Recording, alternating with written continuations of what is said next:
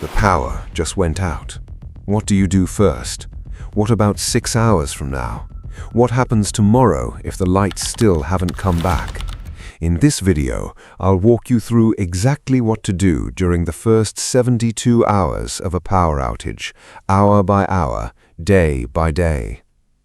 Power outages are one of the most common emergencies out there. Storms, grid failures, heat waves, accidents. It doesn't take a disaster movie scenario for your lights to go out. And most outages are short, but every once in a while, one stretches into a full 72 hours. That's the window we're planning for today. Not because it's likely, but because if you're ready for 72 hours, you're ready for almost anything shorter. Let's break this down hour by hour, day by day, so you know exactly what to do and when. The first hour.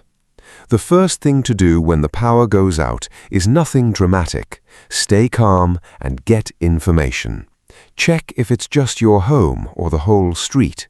Look outside. Check your phone for outage maps from your power company. Most utilities have a website or app for this now.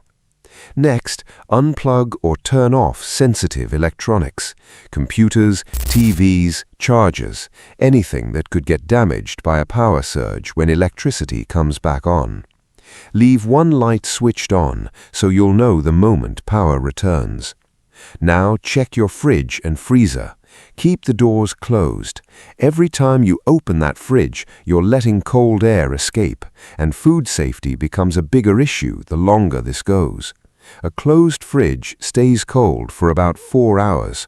A full freezer can hold its temperature for about 48 hours if you keep it shut. Finally, grab your flashlights, not candles. Open flames are a real risk during outages, especially if you're stressed or moving around in the dark. A good flashlight or headlamp is safer, and it's one less thing to worry about. The first 6 hours. This is when you start setting up your home to run without power. If you have a generator, this is the time to use it, but only outdoors, always outdoors, never in a garage or near windows. Carbon monoxide is silent and it's dangerous, so this rule is non-negotiable. If you don't have a generator, that's okay too. Focus on conserving what you have.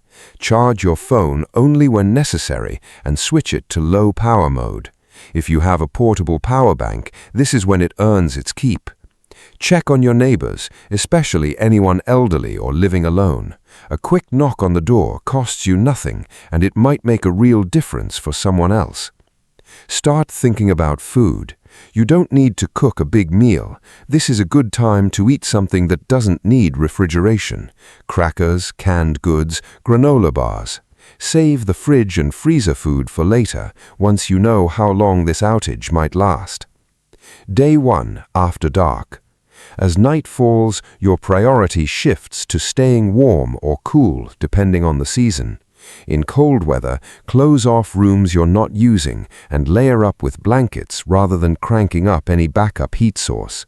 In hot weather, stay hydrated and keep to the lowest floor of your home, since heat rises. If you haven't already, this is a good time to fill up a few containers with water. Even if your water is unaffected by the outage, it's smart to have some on hand in case pumps or treatment systems in your area rely on electricity. Get some rest. Outages are more manageable when you're not exhausted, and there's often nothing more productive to do once it's dark. Day 2.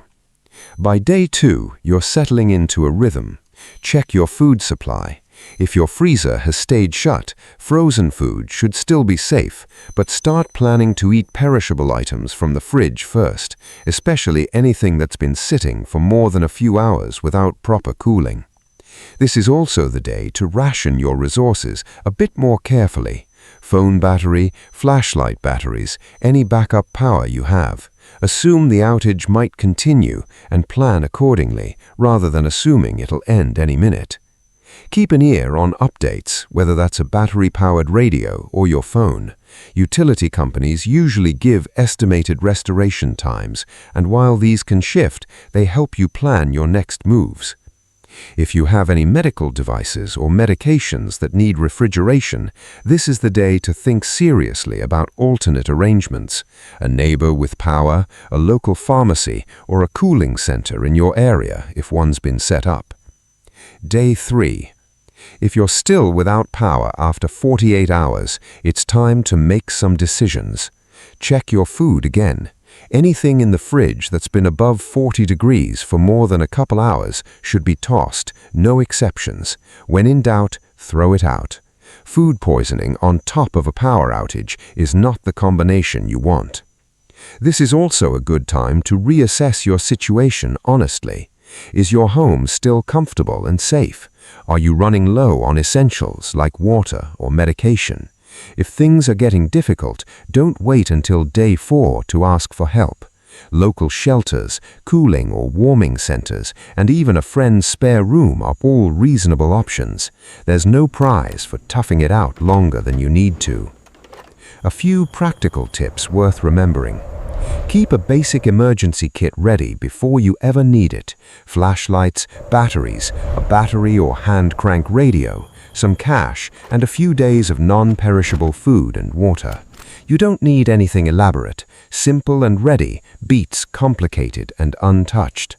Write down your utility company's phone number and outage reporting line somewhere that doesn't depend on your phone having battery. A sticky note on the fridge works just fine. And here's one people forget. If you use a landline or a phone system that depends on the internet, know that it may not work during an outage. Keep a fully charged backup phone or know your neighbor's setup in case you need to make a call. Finally, resist the urge to run your car in an enclosed garage to charge devices. It seems convenient, but the carbon monoxide risk is real and it's not worth it. Quick summary. So, to recap, in the first hour, stay calm, protect your electronics, and keep your fridge closed. In the first 6 hours, set up safely, conserve power, and check on your neighbors. As day 1 turns to night, focus on temperature and rest. Day 2 is about rationing and staying informed. And by day 3, make honest decisions about your food, your comfort, and whether it's time to seek outside help. None of this requires fancy gear or a bunker mentality. It just requires knowing what to do before you need to know it. If this helped you feel a little more prepared, go ahead and subscribe. This channel is all about practical, non-nonsense preparedness for everyday life. And if you want to go a step further, check out the video linked next, where we walk through building a simple 72-hour emergency kit from things you probably already have at home. Stay ready, stay calm, and I'll see you in the next one.